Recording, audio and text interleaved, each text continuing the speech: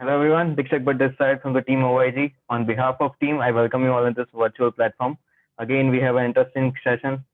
Today we have a topic of importance of social media with the naturopathic doctors. And today we have a wonderful speaker all the way from Toronto, Canada. She has recently completed the BSc in Nutrical Sciences and from the University of Guelph. And she is continuing her health journey with the Doctorate of Naturopathy Medicine in Canadian College of Naturopathic Medicine. So I welcome you, Celina, on this virtual platform. Thank you for joining with us. And I know that you are here with us to connect with the social media and importance to share. So I welcome you. I hope I haven't missed anything from the introduction part. And without a further ado, I would like you to take over. Perfect. Thank you so much for having me.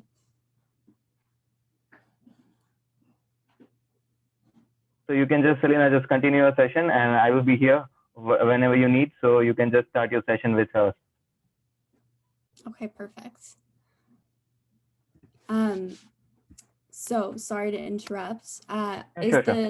Is the presentation just going to be shared to the screen? Yeah, sure. Okay, awesome. Is it visible?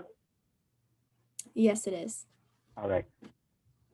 All right, so hi everyone. My name is Celina Rodriguez and I'm all the way from Canada and I'm here to give you this wonderful presentation on why social media is so important with naturopathic medicine. I can go to the next slide.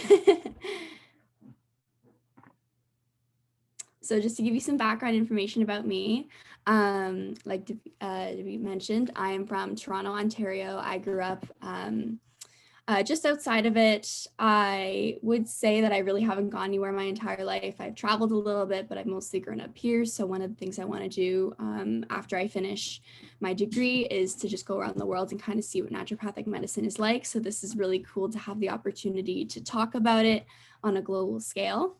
I can go to the next slide. So I just finished my Bachelor's of Science at the University of Guelph, which is located in Guelph. So it's about an hour outside of Toronto. I spent 4 years there. It was one of the best experiences of my life. I got a bachelor's in nutritional and nutraceutical science. So it was really awesome because I felt like my degree kind of helped give me a taste of biomedical science, so like kind of like doctorate medicine, and I also got a taste of nutrition, naturopathy, and kinesiology. So I don't mean to be biased, but I loved my degree and I think it was very well rounded, and it led me to my current career path, which is what I'm doing today at the Canadian College of Naturopathic Medicine, where I'm pursuing my doctorate in naturopathic medicine. And in 4 years, I will write my boards and be a naturopathic doctor, which is really exciting. All right, go to the next slide. So from my degree and everything, I've kind of rounded out my favorite things that I love to learn about and kind of where I want to take naturopathy in the future. So obviously nutrition and diet is kind of my focus, and it's kind of always been my focus since high school. I've always been very concerned about what I'm putting in my body and the types of fuel that I'm using. And since then, it's been kind of nice to expand my knowledge and interact with a bunch of other people about their opinions of that. So I will always hold nutrition and diet close to my heart, especially living in Canada. You know, we're kind of susceptible to the Western diet here of like high fat, high protein diet, which I'm sure you've heard about. So I would say in my career, I'd love to combat that and kind of help deal with metabolic syndrome. I also love gut health. That's one of my favorite things to talk about with probiotics, the microbiome. I love the gut-brain axis research that has been coming out about how, you know, your gut produces serotonin. It's linked to your mood and your food. It's one of my favorite things. I still need to learn more about it 100%, but this is just a really cool topic developing. And sports medicine. So I grew up competitive dancing. I was very involved in my team outside of school. So sports medicine is something that I get to learn about later in my couple of years in naturopathic medicine. I also had the opportunity to learn about it in my undergrad. So it's a really cool topic and I think it's very relevant. And of course, naturopathic medicine, which I'm currently doing today. So in 2018, in my second year of university, just getting a sip, I started my Instagram Cooking with Cel, and I didn't really know what I was doing with it. I just kind of did it because I loved to cook. So my roommates and friends told me you should just put it on Instagram and see how it goes.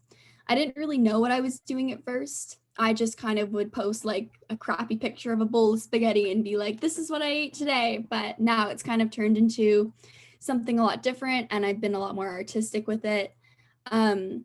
So when I first started it, I didn't really have an intention. I didn't know why I did this. Now I've kind of found my purpose behind it, and I'm going to give you kind of the importance of what cooking with salt means to me and what you can possibly do with your own social media account and why this is important in naturopathic medicine. So I can go to the next, perfect. So the importance of social media for NDs, just going over this, it's widely available. So on a global scale, I think it's available in most, if not all countries, most platforms. It's a great way to spread news. It's a great way to connect with people across the world. It's how I had this opportunity here, just through hashtags and following people. It's really cool that you can reach out and connect with people on a global scale. And also in the future. So when I decided that I was creating Cooking with Cell, I didn't realize that I wanted to go into naturopathic medicine. I was just doing it for fun. But now I'm realizing that having that helps me build a client base. So future clients that I can possibly see for naturopathic medicine, it's giving me that opportunity as well. Also, it's a really great way to share information. I like to do like a little spotlight on different kinds of foods every week. A lot of people like to do myth debunking. A lot of people like to just do facts. I think it's a really great way to kind of stop the misinformation and spread something positive.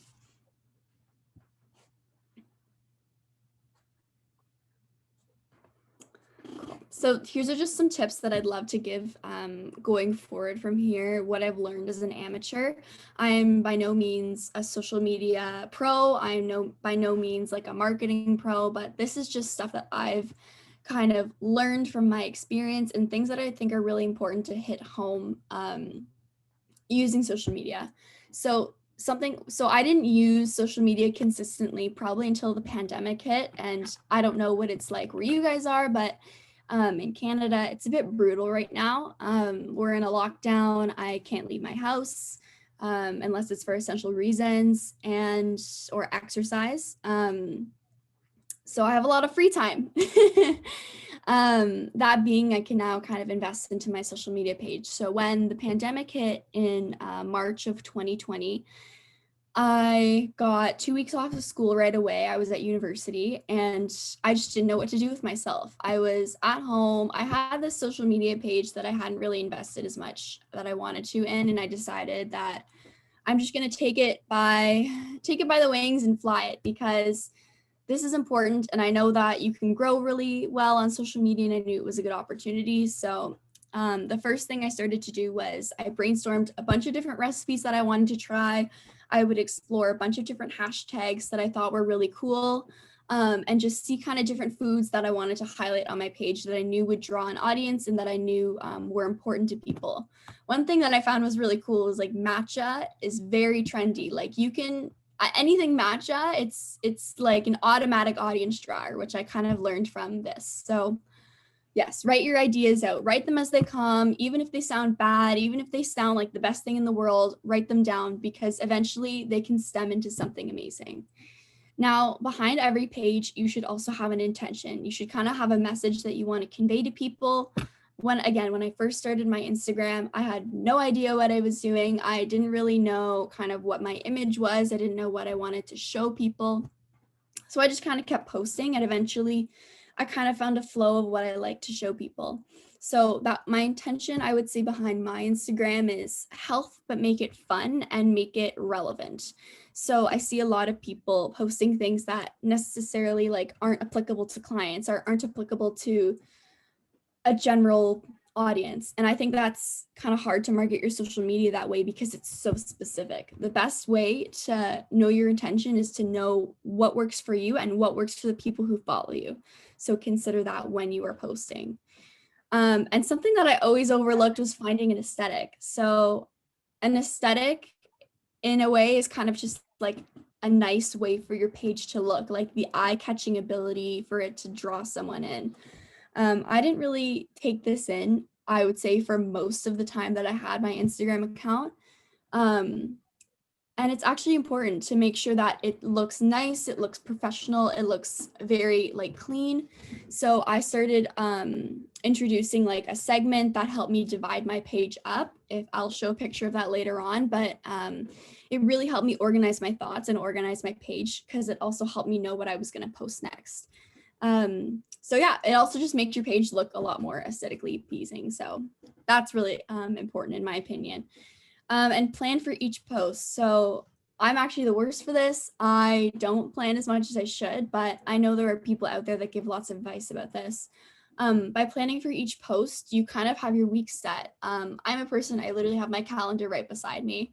It's nice to have kind of like, okay, this week I want to do a post about probiotics and vitamin D. Or this week I want to talk about why celery juice isn't that important, but I don't know, like apple juice is.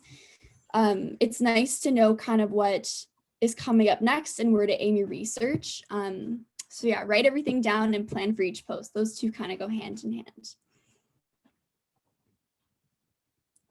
And know your audience. So I kind of briefly touched on that, but I see a lot of people post, this kind of will go with the next point too, but the balance between underinformed and information overload. So by knowing your audience, you know what to post and you know what you know how to draw people in. I would say that my audience is mostly people probably in their early 20s, mid 20s, that have just come from friends, come from like giveaways that I've done, and they don't always have a science background. You have to take that in when you have an like informational kind of naturopathy cooking page. You need to remember that not everyone is as smart as you. And I don't want to say that I'm the smartest person in the world, but not everyone is going to understand what you're going to say. Same thing for me. If I'm following a business page, I'm not going to understand everything about the stocks. So know your audience and know how to talk to them. If you go off about an amazing research article and you go into every single little tiny detail about the amazing effects of it, a small select amount of my audience would probably know what that meant. Whereas probably 80% would be like, all right, next, like, I don't really care about this. I don't really know about this. Even though you think the post is important, it's not necessarily important for everyone else. So yeah, I just think that knowing how to talk to people and knowing how to either dumb things down when you need to or add a little bit more when you need to is really important. So staying relevant and knowing trends. So this one I've also this one is hard because I'm in full-time medical school. I don't really have time to look at trends. I say this, but it's a bunch of excuses. I definitely could. Pay attention to what shows up on your feed and what gets engagement. Pay attention to what people seem to like and what people seem to not like. I think that it's important to tailor to your audience in a way, but also add your own flair to it. I didn't want to conform to TikTok because I think TikTok is just not for me, but I recently joined TikTok because it helps kind of market my page in a different way. It helps me create fun videos. I actually don't mind it as much as I thought. But yeah, that's just a way that I've learned to stay relevant and figure out like what music people like to listen to, and you can kind of twist that in your own way. I recently did a TikTok called, it was like the Bus It Challenge. And a lot of people were just using it to change into really cute clothes or whatever. And I used it to like show naturopathic medicine and how I view it. So you can really kind of make it whatever you want. As long as it's trendy, people will watch it. And be true to yourself and your followers throughout the entire process. So I see a lot of people who I know personally have these accounts, and I know that they're not being true to themselves because their intention behind their post doesn't seem real. I think it's important to always be forward with your audience, to always know your audience, and to just, I don't know, like people know if you are fake and people know if you are true. And the best way for you to gain more followers, more audience, more views is for you to just be true to yourself. Even if that's crazy, even if that's wacky, even if that's weird, people will eventually love that and just soak it in. Like, I think I'm the weirdest person ever sometimes on social media. Sometimes I'll post pictures of like a study that happened and think it's really great. And other days I'll post random videos of my dog. There's literally no trend. I just think that It's important to not paint yourself in a way that you wouldn't be proud of in the end. So always stay true to yourself and always make sure that your followers know that you're not putting on a front. A lot of like fitness accounts or nutrition accounts kind of boast about the types of food that they eat. Like, I ate so clean today, but in reality, like, you don't know what happens behind the scenes. You don't know if they ate 10 chocolate bars or not. So kind of always stay true to what you post as well, because you do hold an image standard for other people. Just from experience, I one time said something about working out, and a follower of mine DM'd me saying, the way you spoke about working out kind of offended me and whatever. And you know what? I was true to myself in that entire situation. I said, you know what? I'm going to work out the way I want to. I thought it was such a weird topic to debate, but this is what I want to do. And if you don't like that, you can unfollow me. Like, that is completely up to you. If someone doesn't like what you're doing, they can unfollow you. No hard feelings taken, but just stay true to yourself throughout it. I think I've hit that point home very well. Yeah. All right, so this is just a screenshot of my page just talking about some of the stuff that I've done in the past. So with the aesthetic, as you can kind of see, I have like a little food fact thing. It kind of divides up my page. One thing that I kind of underestimated a lot was the quality of my camera. I just use an iPhone. I used to have an iPhone 8, and I would have kept that iPhone 8 until I died because I loved it, but my mom offered me a really great deal on upgrading, and I didn't realize how important my camera quality was when I posted on social media. So as soon as I upgraded, I noticed immediately, like, my pictures were a lot more clear, they were a lot more brighter, and it's overlooked how important your camera is. I'm not gonna lie to you about that. So yes, also just an editing app. Like, I use an editing app just to brighten and saturate my photos a little bit more, just to add more color to them. I thought that was important. And about the information overload and underload, if anyone wants to check out my page on Instagram, and if you go to these little squares about like different foods, I try to dumb it down so that a general audience can understand what I'm saying, but I also make sure that my NDs and my colleagues can respect the information that I present and that it's legitimate.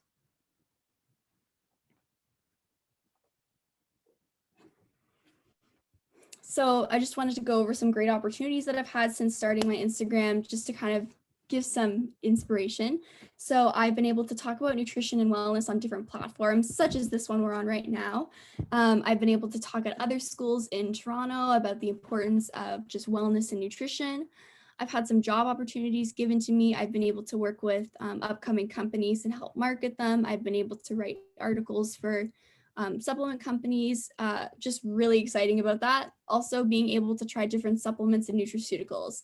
This one's kind of tricky because some companies just message you to send you the product and just want you to post about it. I legitimately like to try the product first, and if I don't like it, I won't post about it. But it's just really cool to be able to try different brands and different qualities. So that's just been something. And researching for fun. So I'll have to say that researching is a pain in the butt. But I would say that being able to research and kind of use my major and look at the different kinds of studies, look at the quality of different studies, has definitely furthered my education and furthered my knowledge about certain topics. And also, I have never met any of my classmates yet in naturopathic medical school because I started it during COVID. So I've been able to connect with my classmates and my NDs in my area over Instagram, which is really cool because I still haven't met any of them in person yet. I'm actually doing that tomorrow, which is really cool, but it's crazy to think that it's been like, I think 5 months I've been in the program and I haven't met any of them. So yeah. All right, and I just want to say thank you everyone for listening. This was short and sweet. If you have any other questions, please do not hesitate to reach out and ask me. You can find me on Instagram at Cooking with Cel. I always answer my DMs. I won't leave you behind, I promise. So yeah, thank you for connecting me and thank you for having me today. It was a wonderful session, and yes, I agree with you. COVID sucks. Yes. Oh my gosh. How is it like where you are? Right. We have a lockdown since it's been a year. So we have last March and it's March coming up in just Yeah. 2 months. So it's the same scenario. I haven't met my classmates since a year. Yeah, like it's brutal. It's brutal. And it's so hard because those are your colleagues that you want to have the connection with, right? And like, Yeah, so that's what. And you have a lovely presentation, and each and every slide was so wonderful. I must say, your Instagram is so attractive. So thank what you you. have presented, it was really nice. Thank you. It's taken like 3 years to do that. And I promise it doesn't take that long. I was just slow to start. No, your tips But will help us to make our Instagram look better. oh, thank you. Thank you. It's honestly like Canva. I don't know if you've used Canva before, Yeah, but yeah, Canva is like my favorite thing to make it kind of organized, and I don't know, it's very easy to use because I'm not the most techie person, but I like it. yeah. We use Canva as well, but we are, just beginners. We are not at that much good in the Instagram right now. So we will take your tips on our Instagram and we'll upgrade our Instagram as soon as we can. Love that. Love that. That's awesome. So there was a wonderful session, and I would like to ask you a few questions now Yeah. because this sessions will going to live on YouTube soon. So there will be questions on YouTube again. But before that, I have a chance to like and interact with you. So Perfect. first question is how you connected with naturopathy. That what made you connect with naturopathy first? So in university, I have to say I was a bit skeptical. I know that it's very well respected in Europe and Asia, I would say. Like you are in a great place for naturopathy. We learn a lot about how it stems from Europe and Asia. But we in Canada, it's kind of like in Toronto, since people in Toronto are very like like it's a mix of cultures. It's really cool. I'd say it's well accepted there, but where I went to school, it was kind of like, like, is it legit? So I was always skeptical about it. But a professor of mine, I wrote an essay about just lifestyle and kind of like what I like to do. And he said, come see me in office hours. I want to discuss with you about this. So I saw my professor and he said, I think you'd be a really great teacher. And he's like, I don't mean a school teacher, but I think you'd be a really great like wellness teacher. And he's like, have you ever considered naturopathy? And I was like, I don't know. I don't really know about that, but I'll look into it. So I knew I didn't want to go outside of my country for education just because of costs. And I know there's a lot of great schools outside of Canada. So the one nearest me is Canadian College of Naturopathic Medicine, and I did my research and I looked at it. I have never seen a naturopathic doctor, and I'm in a program to become one. I just want to say that. So yeah, it took me a while to kind of come to the conclusion that I wanted to be one, but as soon as I got accepted, I was like, this is me, this is my path in life. Like, I'm so excited to learn about preventative medicine, and like naturopathy is so important. Naturopathy founded Western pharmaceutical medicine. It's basically the basis of that. So I think it's so important to go back to the roots and yeah. What do you like most about the naturopathy? I must ask because naturopathy has a vast treatment and list of treatments which we follow to give the patients. And what do you like among them, which is you think is the best one to attract the patients? Um, I would say I'm biased. I love botanical medicine. Like I think it's so cool. I just had my first course about it this fall, and like botanicals are almost just as powerful as pharmaceuticals in a way. And I think I just can't even like, I don't know much about it yet, but I just have like this draw to it. I love it. Um, I have a friend who has IBS, and she was just asking me for advice. And I'm like, have you ever tried chamomile tea or peppermint tea when you have flare ups? And she's like, no. And it was like life changing. Like as soon as she started having flare ups, she'd have these teas. And I'm like, oh my God, botanical medicine is so cool. Like this is just amazing.